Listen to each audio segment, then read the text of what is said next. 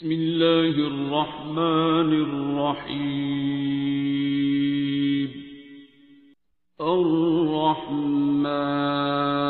الرحمن علم القرآن خلق الإنسان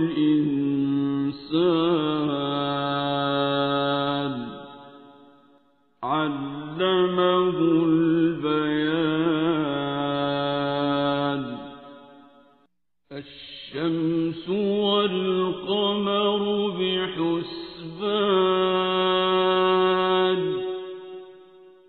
والنجم والشجر يسجدان والسماء رفعها ووضع الميزان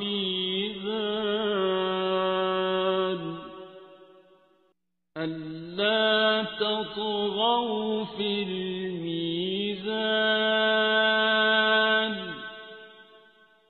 وأقيموا الوزن بالقسط ولا تخسروا الميزان والأرض وضعها للأنام فيها فاكهة والنخل ذات الأكمام والحب ذو العصف والريحان فبأي آلاء ربكما تكذبان خلق الإنسان من صلصال كالفخار وخلق الجان من مارج من نار فبأي آلاء ربكما تكذبان رب المشرقين ورب المغربين فبأي آلاء ربكما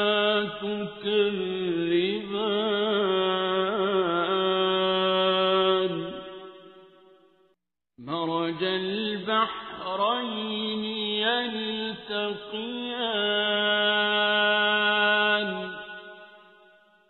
بينهما برزخ لا يبغيان فبأي آلاء ربكما تكذبان يخرج منهما اللؤلؤ والمرجان فبأي آلاء ربكما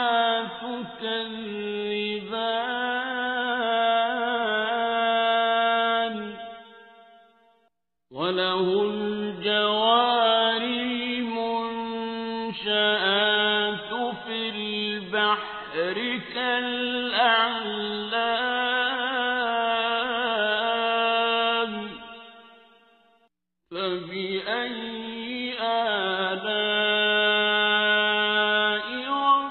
ربكما تكذبان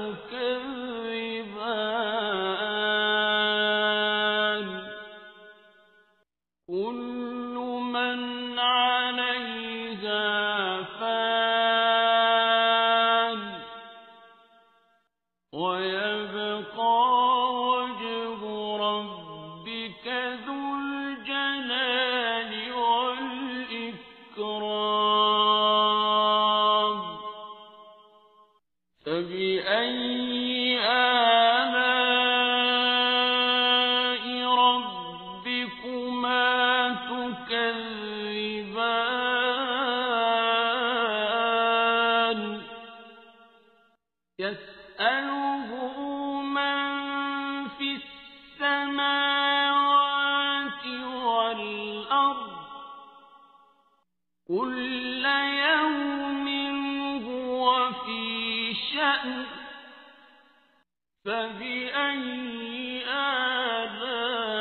آلاء ربكما تكذبان سنفرغ لكم أيها الثقلان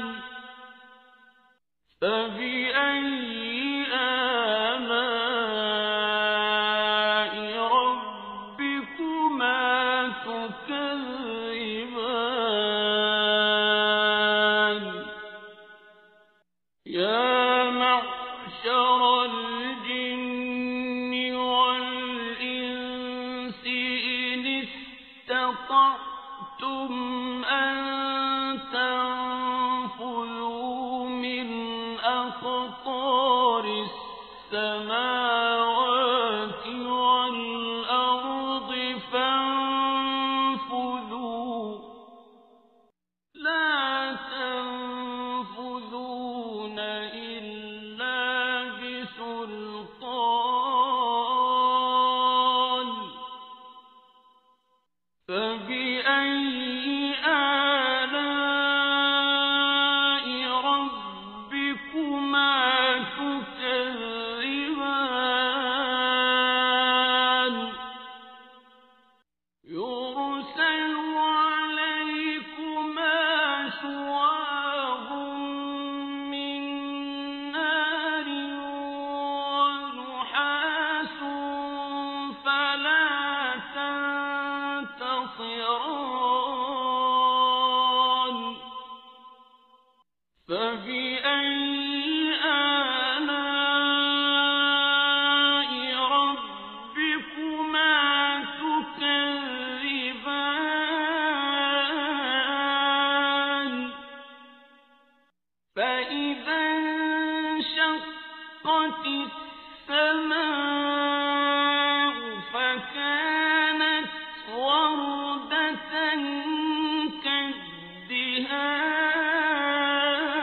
كالدهان فبأي آلاء ربكما تكذبان فيومئذ لا يسأل عن ذنبه إنس ولا جان فبأي آلاء ربكما تكذبان يعرف المجرمون بسيماهم فيؤخذ بالنواصي والأقدام فبأي آلاء ربكما تكذبان هذه جهنم التي يكذب بها المجرمون يطوفون بينها وبين حميم آن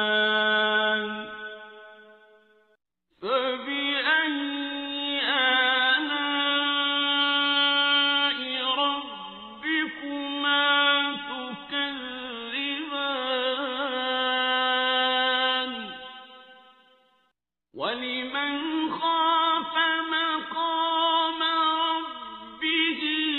جَنَّتَانِ فَبِأَيِّ آلَاءِ رَبِّكُمَا تُكَذِّبَانِ ذَوَاتَا أَفْنَانٍ فَبِأَيِّ آلَاءِ رَبِّكُمَا تُكَذِّبَانِ فِيهِمَا عَيْنَانِ تَجْرِيَانِ فَبِأَيِّ آلَاءِ رَبِّكُمَا تُكَذِّبَانِ فِيهِمَا مِن كُلِّ فَاكِهَةٍ زَوْجَانِ فَبِأَيِّ آلَاءِ رَبِّكُمَا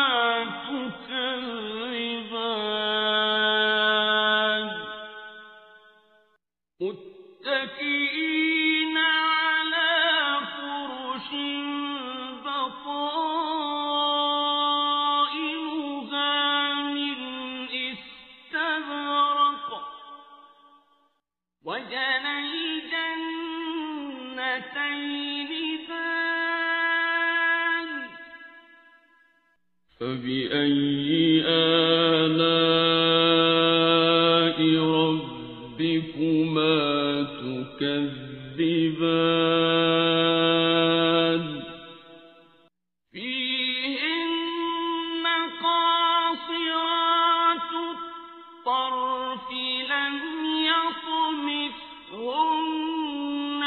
إِنسٌ قَبْلَهُمْ وَلَا جَانٌّ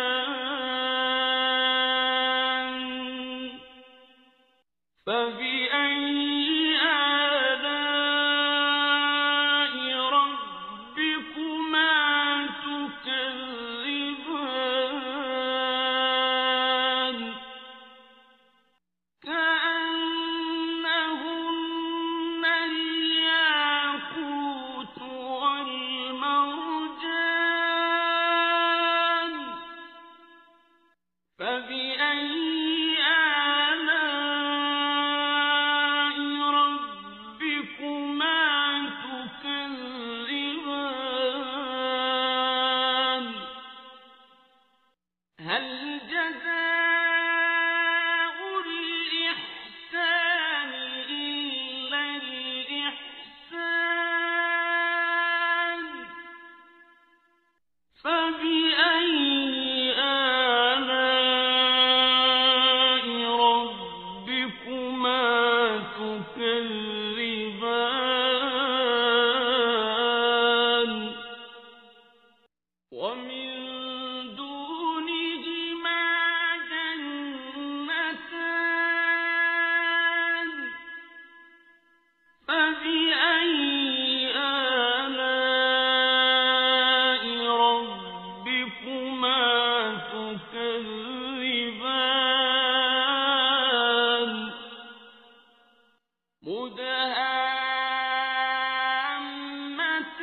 مُدْهَامَّتَانِ فَبِأَيِّ آلَاءِ رَبِّكُمَا تُكَذِّبَانِ فِيهِمَا عَيْنَانِ نَضَّاخَتَانِ فَبِأَيِّ آلَاءِ رَبِّكُمَا تُكَذِّبَانِ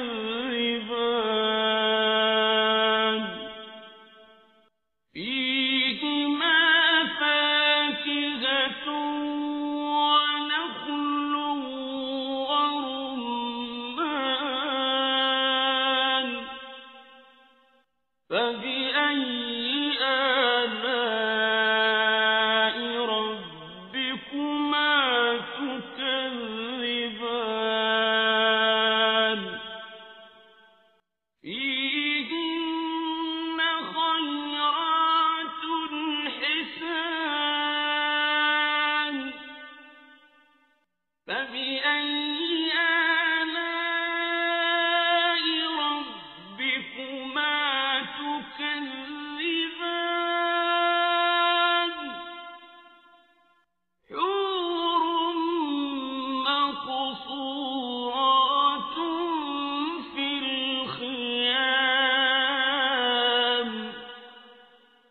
فبأي آلاء ربكما تكذبان لم يطمثهن إنس قبلهم ولا جان فبأي آلاء ربكما تكذبان متكئين على رفرف خضر وعبقري حسان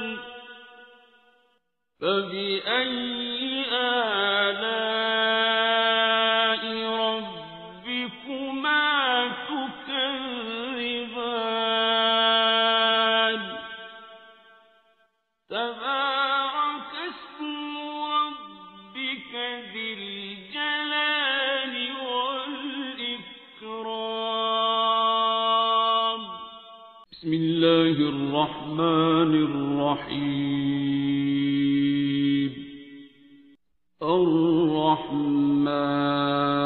الرحمن علم القرآن خلق الإنسان علمه البيان الشمس والقمر بحسبان والنجم والشجر يسجدان والسماء رفعها ووضع الميزان ألا تطغوا في الميزان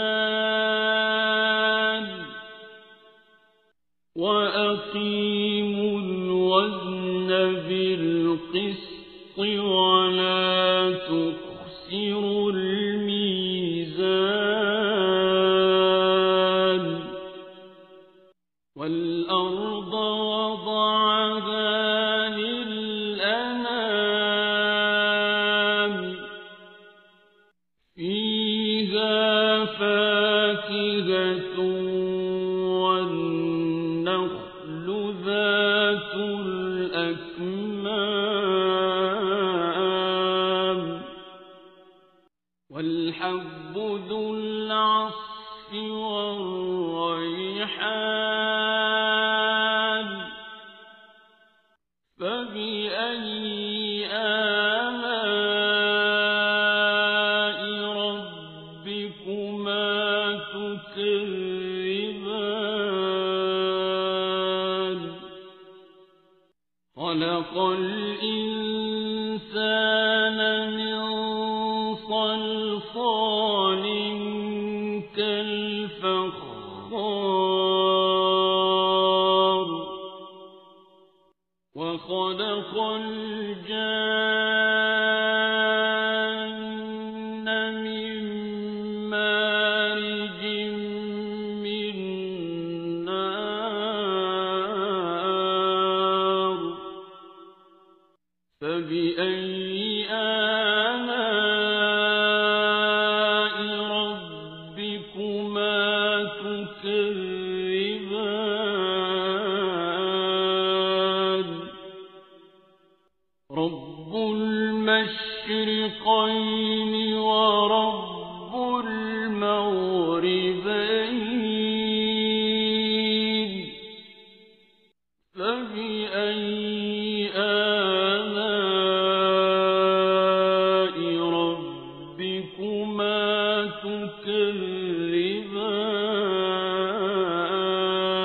تكذبان مرج البحرين يلتقيان بينهما برزخ لا يبغيان فبأي آلاء ربكما تكذبان يخرج منهما اللؤلؤ والمرجان فبأي آلاء ربكما تكذبان وله الجوار المنشآت في البحر كالأعلام فبأي آلاء ربكما تكذبان كل من عليها فان ويبقى وجه ربك ذو الجلال والإكرام فبأي آلاء ربكما تكذبان يسأله من في السماوات والأرض كل يوم هو في شأن فبأي آلاء ربكما تكذبان سنفرغ لكم أيها الثقلان فبأي آلاء ربكما تكذبان يا معشر الجن والإنس إن استطعتم أن تنفذوا من أقطار السماوات والأرض فانفذوا لا تنفذون إلا بسلطان فبأي آلاء ربكما تكذبان يرسل عليكما شواظ من نار ونحاس فلا تنتصران فبأي آلاء ربكما تكذبان فإذا انشقت السماء فكانت وردة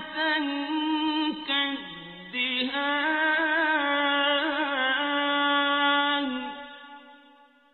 فبأي آلاء ربكما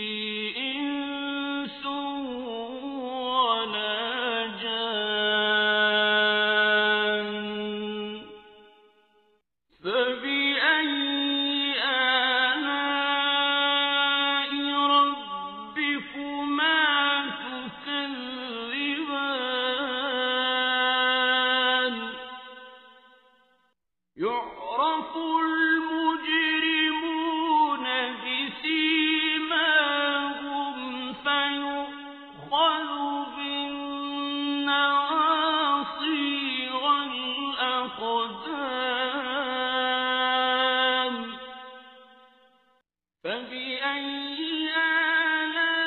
آلاء ربكما تكذبان هذه جهنم التي يكذب بها المجرمون يطوفون بينها وبين حميم آن فبأي آلاء ربكما تكذبان ولمن خاف مقام ربه جنتان فبأي آلاء ربكما تكذبان ذواتا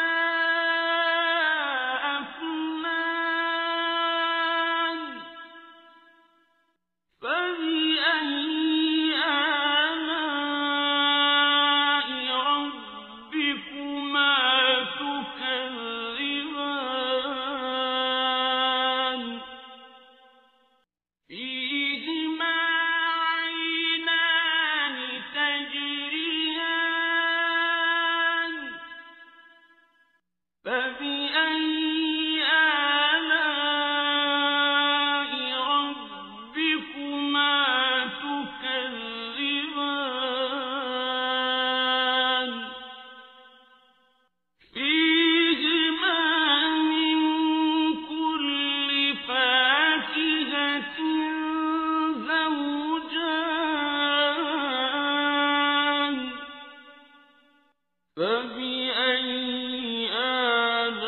آلاء ربكما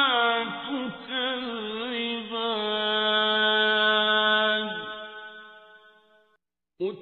متكئين على فرش بطائنها من استبرق وجنى الجنتين دان فبأي آلاء ربكما تكذبان فيهن قاصرات الطرف لم يطمثهن إنس قبلهم ولا جان فبأي آلاء ربكما تكذبان كأنهن الياقوت والمرجان فبأي آلاء ربكما تكذبان هل جزاء الإحسان إلا الإحسان فبأي آلاء ربكما تكذبان ومن دونهما جنتان فبأي آلاء ربكما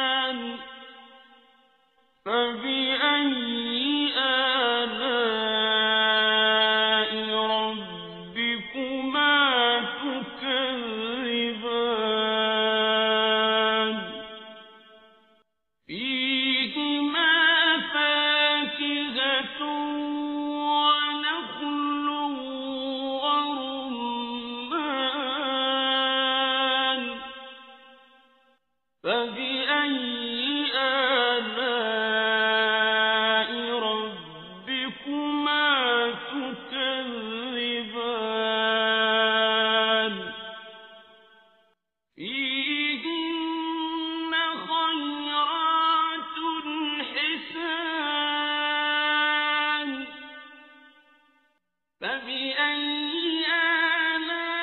آلاء ربكما تكذبان حور مقصورات في الخيام فبأي آلاء ربكما تكذبان لم يطمثهن إنس قبلهم ولا جان فبأي آلاء ربكما تكذبان متكئين على رفرف خضر وعبقري حسان فبأي آلاء ربكما تكذبان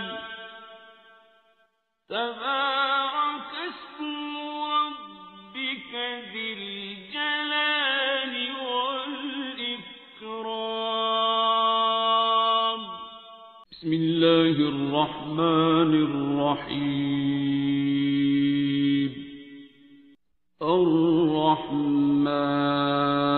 الرحمن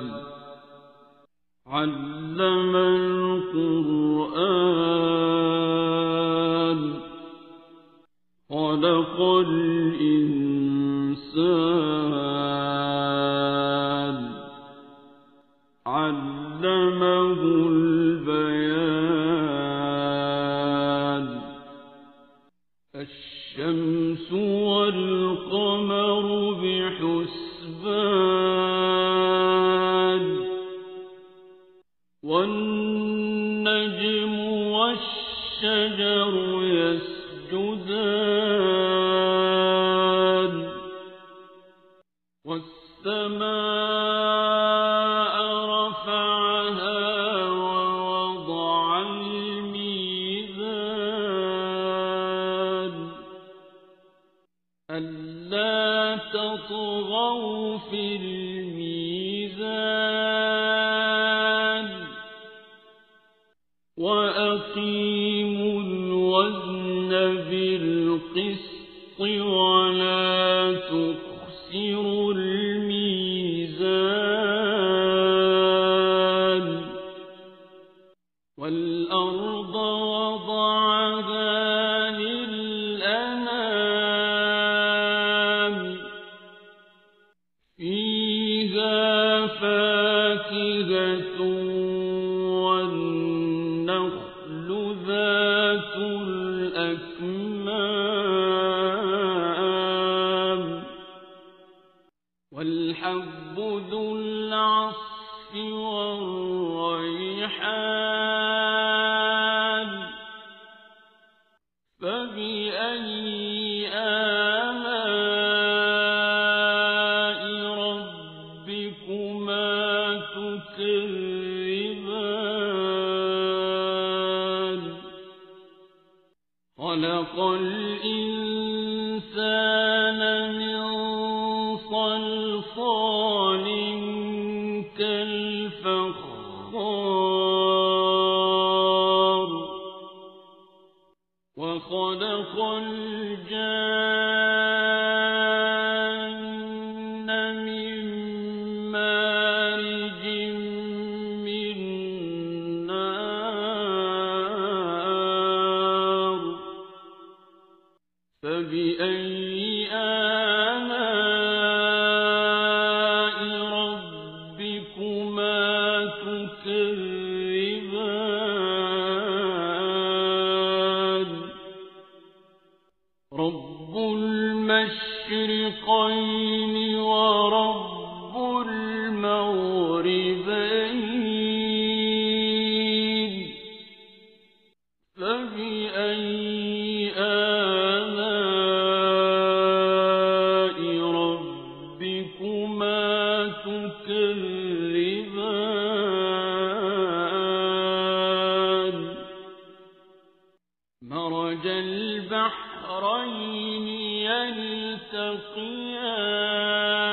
يبغيان بينهما برزخ لا يبغيان فبأي آلاء ربكما تكذبان يخرج منهما اللؤلؤ والمرجان فبأي آلاء ربكما تكذبان وله الجوار المنشآت في البحر كالأعلام فبأي آلاء ربكما تكذبان كل من عليها فان ويبقى وجه ربك ذو الجلال والإكرام فبأي آلاء ربكما تكذبان يسأله من في السماوات والأرض كل يوم هو في شأن فبأي آلاء ربكما تكذبان سنفرغ لكم أيها الثقلان فبأي آلاء ربكما تكذبان يا معشر الجن والإنس إن استطعتم أن تنفذوا من أقطار السماوات والأرض فانفذوا لا تنفذون إلا بسلطان فبأي آلاء ربكما تكذبان يرسل عليكما شواظ من نار ونحاس فلا تنتصران فبأي آلاء ربكما تكذبان فإذا انشقت السماء فكانت وردة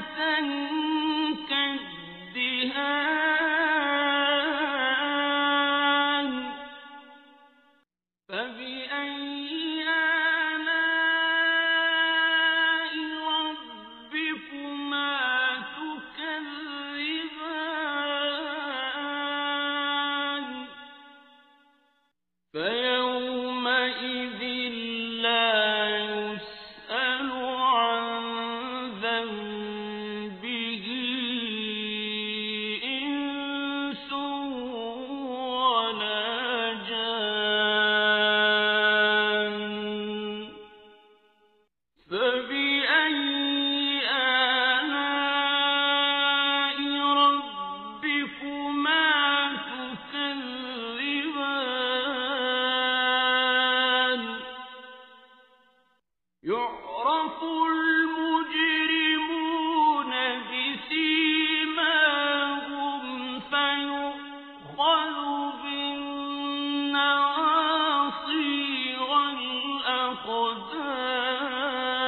الأقدام فبأي آلاء ربكما تكذبان هذه جهنم التي يكذب بها المجرمون يطوفون بينها وبين حميم آن فبأي آلاء ربكما تكذبان ولمن خاف مقام ربه جنتان فبأي آلاء ربكما تكذبان ذواتا أفنان فبأي آلاء ربكما تكذبان فيهما عينان تجريان فبأي آلاء ربكما تكذبان فيهما من كل فاكهة زوجان فبأي آلاء ربكما تكذبان متكئين على فرش بطائنها من استبرق وجنى الجنتين دان فبأي آلاء ربكما تكذبان فيهن قاصرات الطرف لم يطمثهن إنس قبلهم ولا جان فبأي آلاء ربكما تكذبان كأنهن الياقوت والمرجان فبأي آلاء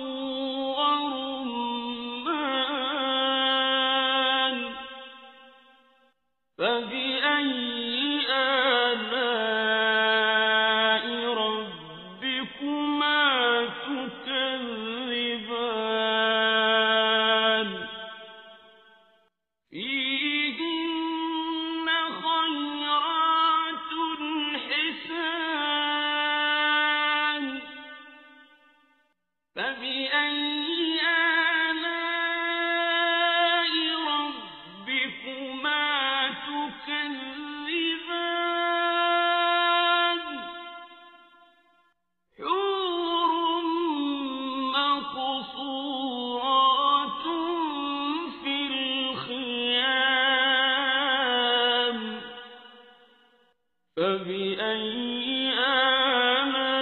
آلاء ربكما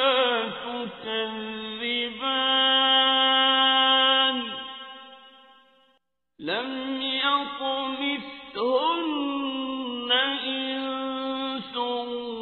قبلهم ولا جان فبأي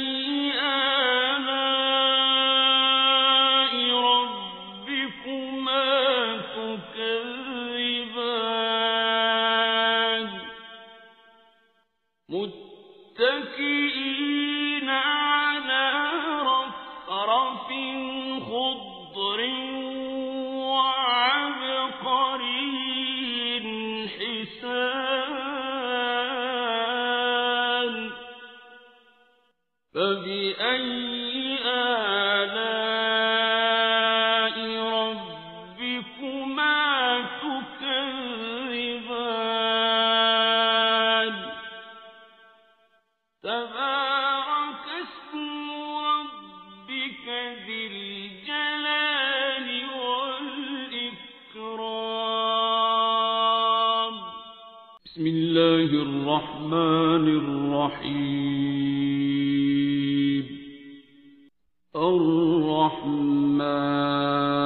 الرحمن علم القرآن خلق الإنسان علمه البيان الشمس والقمر بحسبان والنجم والشجر يسجدان والسماء رفعها ووضع الميزان ألا تطغوا في الميزان وأقيموا الوزن بالقسط ولا تخسروا الميزان والأرض وضعها للأنام فيها فاكهة والنخل ذات الأكمام والحب ذو العصف والريحان فبأي آلاء ربكما تكذبان خلق الإنسان من صلصال كالفخار وخلق الجان من مارج من نار فبأي آلاء ربكما تكذبان رب المشرقين ورب المغربين فبأي آلاء ربكما تكذبان مرج البحرين البحرين يلتقيان بينهما برزخ لا يبغيان فبأي آلاء ربكما تكذبان يخرج منهما اللؤلؤ والمرجان فبأي آلاء ربكما تكذبان وله الجوار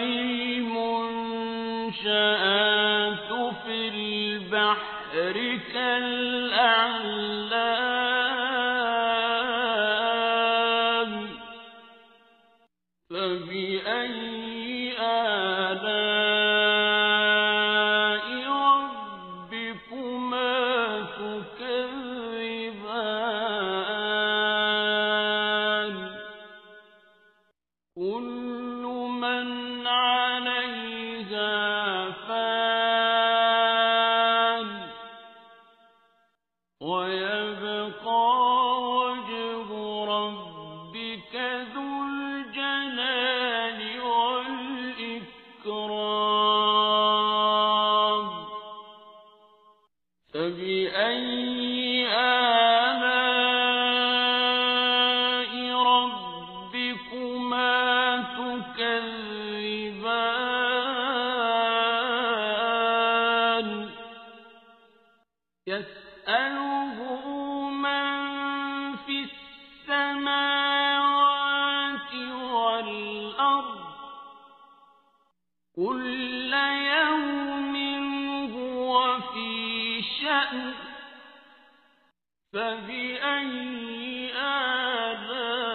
آلاء ربكما تكذبان سنفرغ لكم أيها الثقلان فبأي آلاء ربكما تكذبان يا معشر الجن والإنس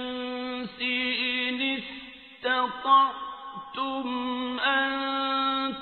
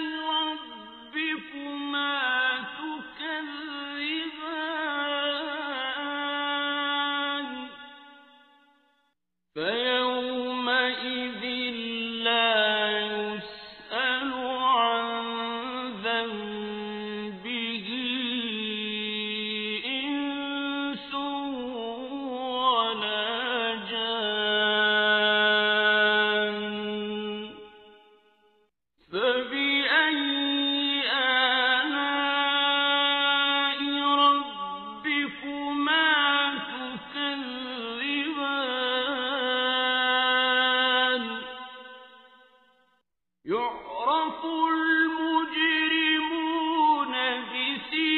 بسيماهم فيؤخذ بالنواصي والأقدام فبأي آلاء ربكما تكذبان هذه جهنم التي يكذب بها المجرمون يطوفون بينها وبين حميم آن فبأي آلاء ربكما تكذبان ولمن خاف مقام ربه جنتان فبأي آلاء ربكما تكذبان ذواتا أفنان فبأي آلاء ربكما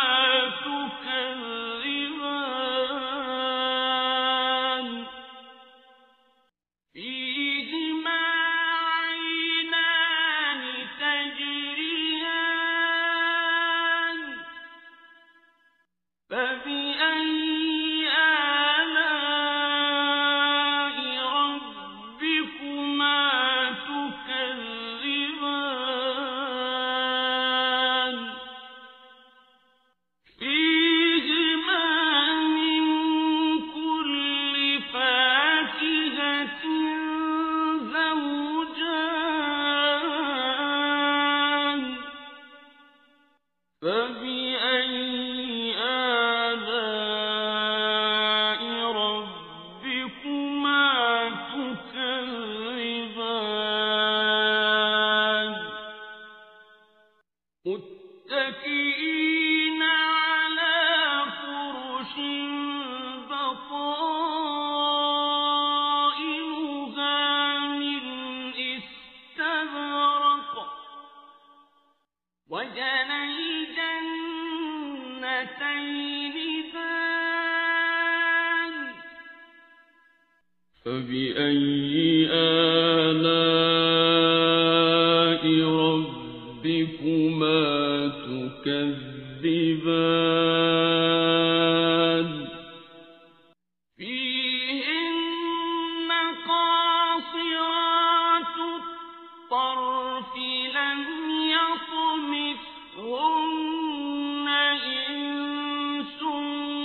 قبلهم ولا جان فبأي آلاء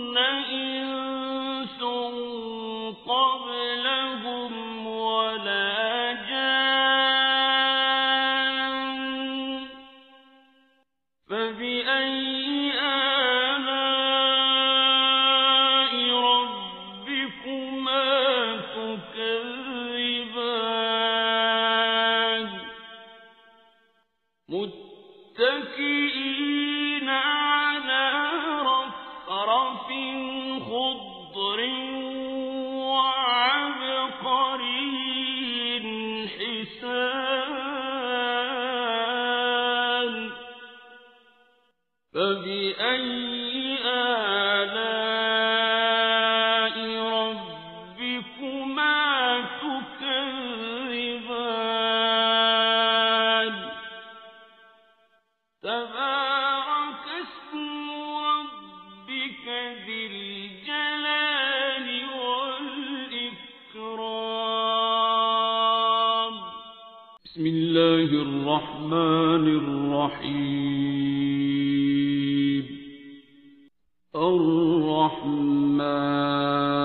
الرحمن علم القرآن خلق الإنسان علمه البيان الشمس والقمر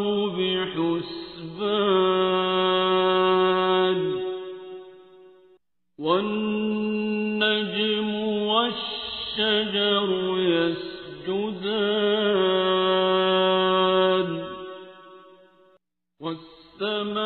والسماء رفعها ووضع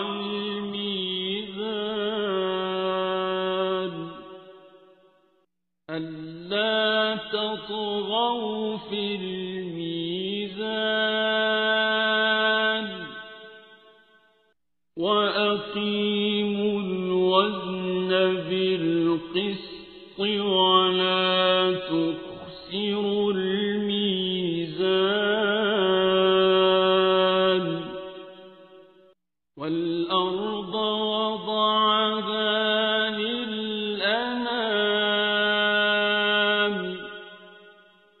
فيها فاكهة والنخل ذات الأكمام والحب ذو العصف والريحان فبأي آلاء ربكما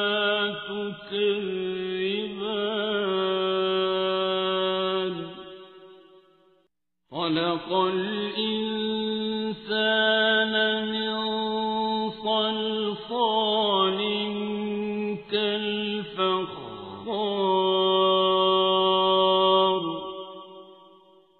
وخلق الجان من مارج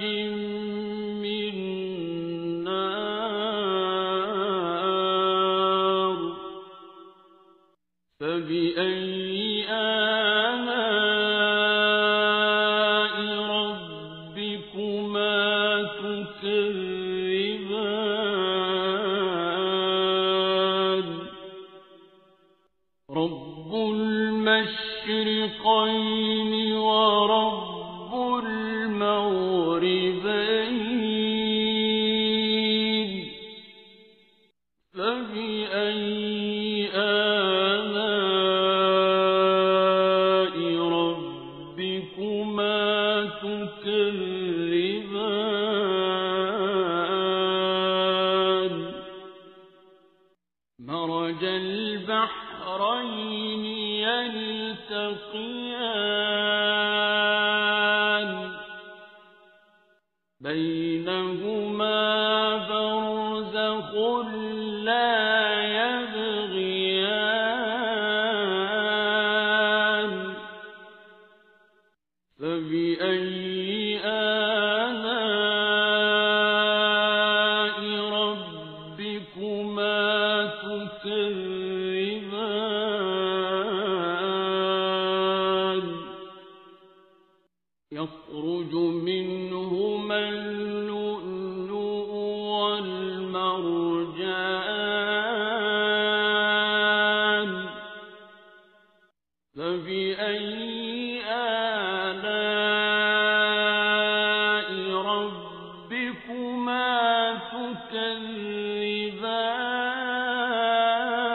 تكذبان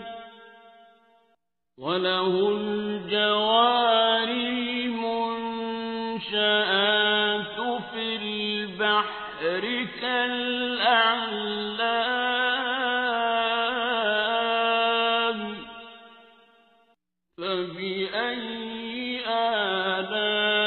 آلاء ربكما تكذبان كل من عليها فان ويبقى وجه ربك ذو الجلال والإكرام فبأي آلاء ربكما تكذبان يسأله من في السماوات والأرض كل يوم هو في شأن فبأي آلاء ربكما تكذبان سنفرغ لكم أيها الثقلان فبأي آلاء ربكما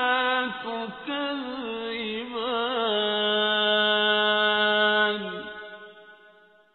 يا معشر الجن والإنس إن استطعتم أن تنفذوا من أقطار السماوات والأرض فانفذوا لا تنفذون إلا بسلطان فبأي آلاء ربكما تكذبان يرسل عليكما شواظ من نار ونحاس فلا تنتصران فبأي آلاء ربكما تكذبان فإذا انشقت السماء فكانت وردة كالدهان فبأي آلاء ربكما تكذبان فيومئذ لا يسأل عن ذنبه إنس ولا جان فبأي آلاء ربكما تكذبان يعرف المجرمون بسيماهم فيؤخذ بالنواصي والأقدام فبأي آلاء ربكما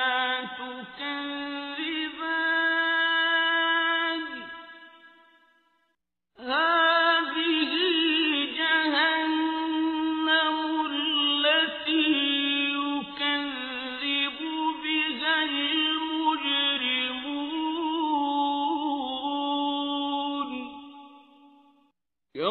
يطوفون بينها وبين حميم آن فبأي آلاء ربكما تكذبان ولمن خاف مقام ربه جنتان فبأي آلاء ربكما تكذبان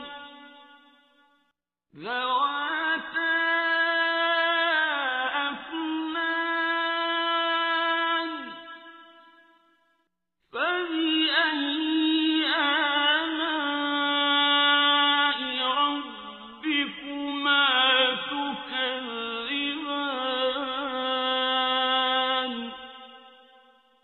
فيهما عينان تجريان فبأي آلاء ربكما تكذبان فيهما من كل فاكهة زوجان فبأي آلاء ربكما تكذبان متكئين على فرش بطائنها من استبرق وجنى الجنتين دان فبأي آلاء ربكما تكذبان فيهن قاصرات الطرف لم يطمثهن إنس قبلهم ولا جان فبأي آلاء ربكما تكذبان كأنهن الياقوت والمرجان فبأي آلاء ربكما تكذبان هل جزاء الإحسان إلا الإحسان فبأي آلاء ربكما تكذبان ومن دونهما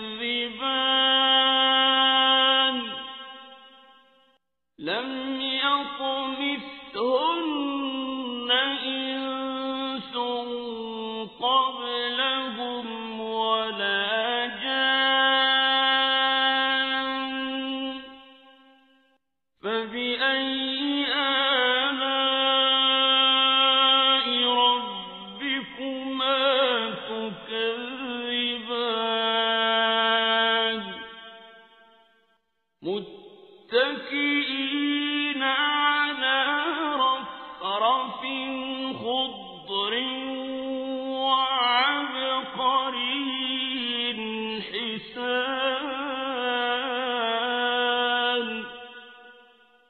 فبأي